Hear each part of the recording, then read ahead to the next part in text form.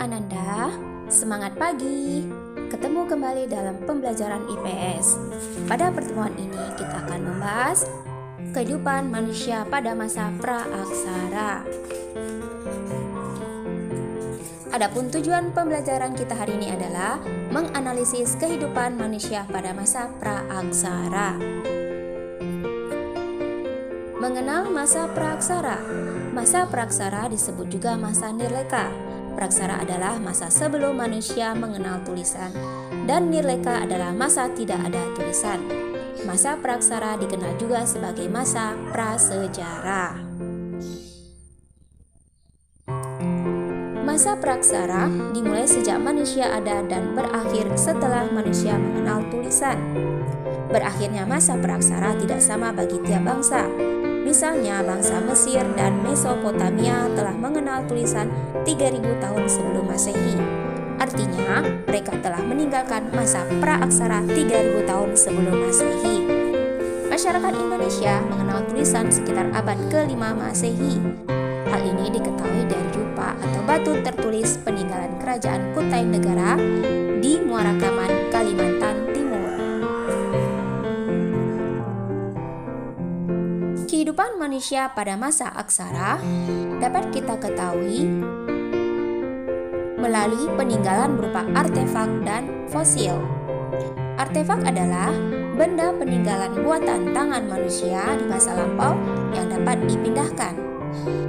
Fosil adalah sisa-sisa atau bekas-bekas makhluk hidup yang menjadi batu atau mineral. Periodisasi masa pra-aksara.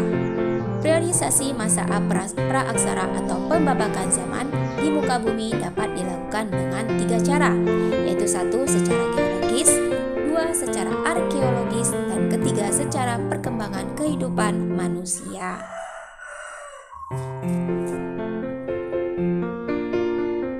Periodisasi secara geologis.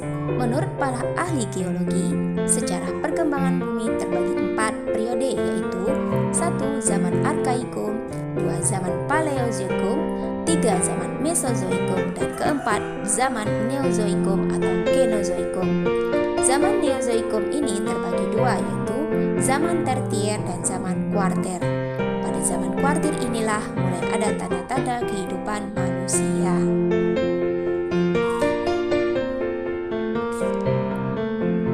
Zaman Arkaikum merupakan zaman tertua, berlangsung kira-kira 2500 juta tahun yang lalu.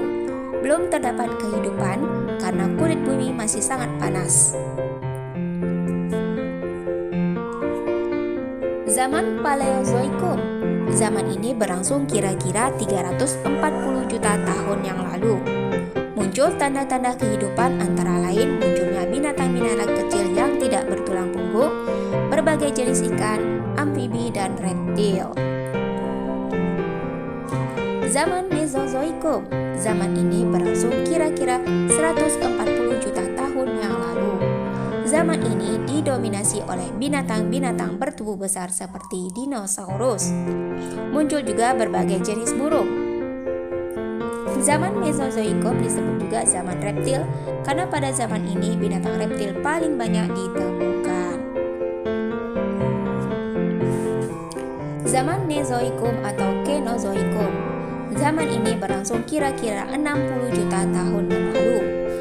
Pada zaman Tertier, jenis reptil besar mulai punah dan bumi dikuasai oleh hewan-hewan besar yang menyusui. Contoh gajah purba yang pernah hidup di Amerika Utara dan Eropa Utara. Zaman Kuarter berlangsung sejak 3 juta tahun yang lalu, dan zaman ini merupakan awal kehidupan manusia pertama kali di muka bumi. Periodisasi secara arkeologis. Secara arkeologis, masa praksara dibedakan menjadi 2, yaitu zaman batu dan zaman logam. Zaman batu adalah zaman ketika sebagian besar perkakas penunjang kehidupan manusia terbuat dari batu. Zaman logam adalah zaman yang ditandai dengan kemampuan manusia membuat alat-alat dari logam. Zaman batu dibagi menjadi 4 zaman. Yang pertama, zaman Paleolitikum, 2. Zaman Mesolitikum, 3. Zaman Neolitikum, dan 4. Tradisi Megalitik. Zaman Paleolitikum. Paleo artinya tua, litos artinya batu, sehingga Paleolitikum disebut zaman batu tua dan diperkirakan berlangsung 60.000 tahun silam. Hasil kebudayaannya banyak ditemukan di daerah Pacitan dan Ngandong, Jawa Timur.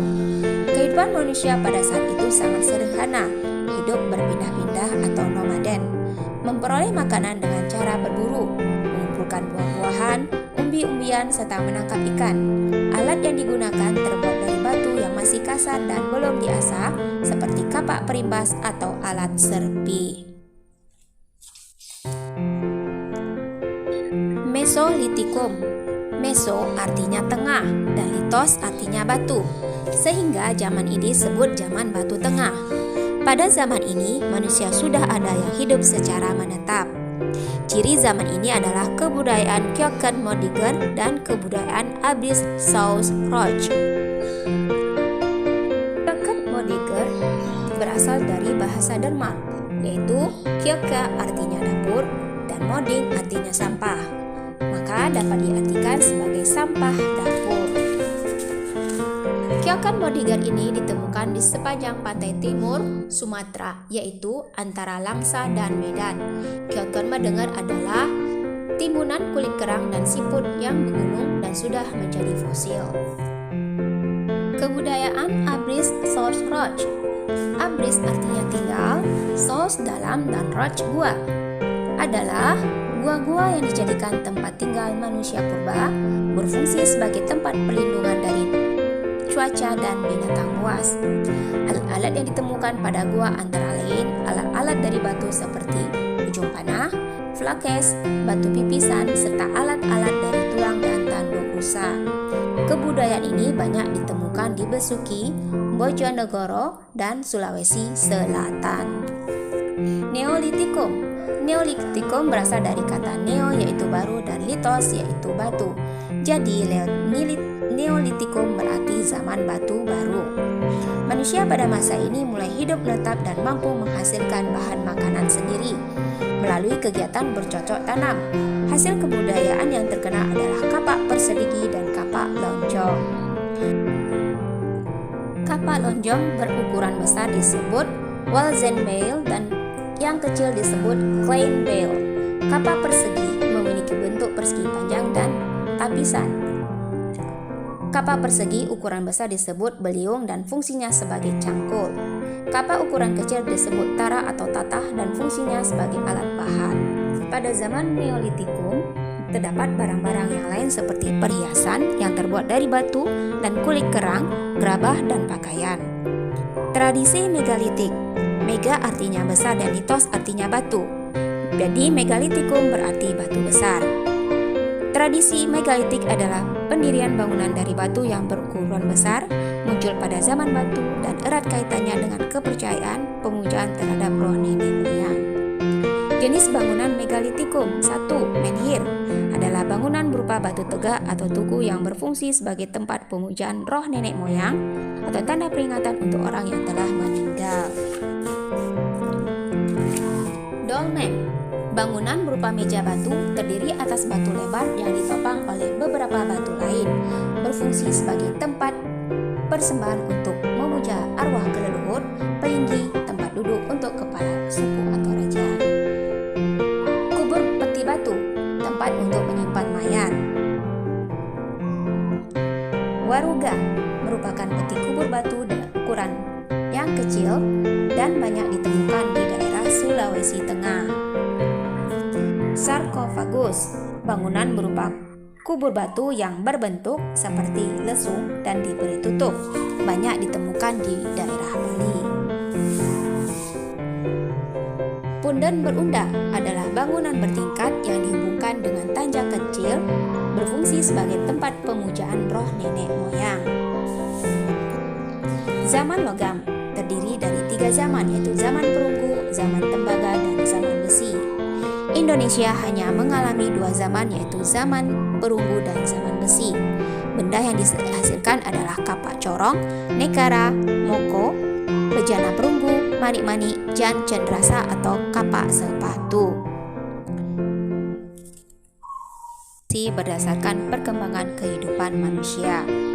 Berdasarkan periodisasi perkembangan kehidupan, masa praaksara terdiri dari 3 hal. Yang pertama, masa berburu dan mengumpulkan makanan. Yang kedua, masa bercocok tanam. Dan ketiga, masa perundagian. Masa berburu dan mengumpulkan makanan dibagi menjadi 2 tingkatan, yaitu tingkat sederhana. Pada masa ini, manusia hidup bergantung pada alam, tinggal di daerah yang ada airnya, berkelompok, nomaden, berburu dan mengumpulkan makanan dari alam. Mereka mampu membuat alat sederhana dari batu, tulang dan kayu yang berbentuk kasar, seperti kapak perimbas, kapak penetak, pahat genggam dan kepala genggam. Pada tingkat lanjut, manusia mulai mengenal cara bercocok tanam sederhana dan membiakkan binatang.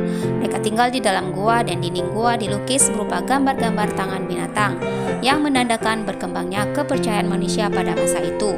Misalnya, lukisan cap tangan dengan latar belakang warna merah mengandung arti kekuatan pelindung untuk mencegah roh jahat, dan cap-cap tangan yang jari-jarinya tidak lengkap dianggap sebagai tanda berkabung.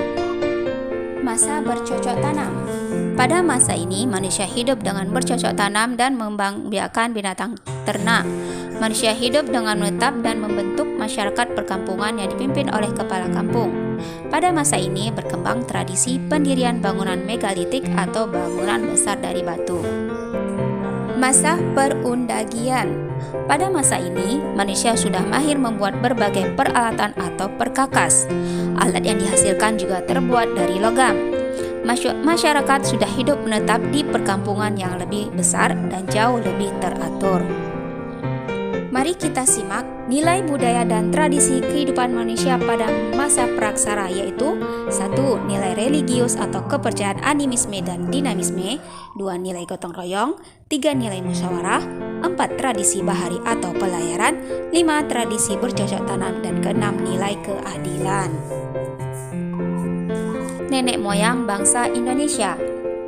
Paul and Fritz Saracen mengemukakan bahwa penduduk asli Indonesia adalah suatu ras yang berkulit gelap dan bertubuh kecil. Saracen menyebutnya sebagai suku bangsa Veda. Orang Veda kemudian menjabar ke timur dan mendiami wilayah Papua, Sulawesi Selatan, Kai, Seram, Timur Barat, Flores Barat, dan terus ke timur sampai Kepulauan Melanesia.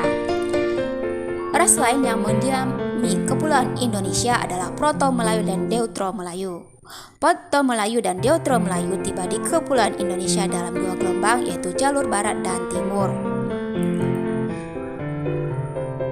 Jalur barat berasal dari Yunan atau Cina bagian selatan, masuk ke Indochina, kemudian masuk ke Siam, Semenanjung Melayu, Sumatera, dan akhirnya menyebar ke Indonesia. Sedangkan jalur timur melalui Kepulauan Ryukyu, Jepang menuju Taiwan, Filipina, Sangir masuk ke Sulawesi.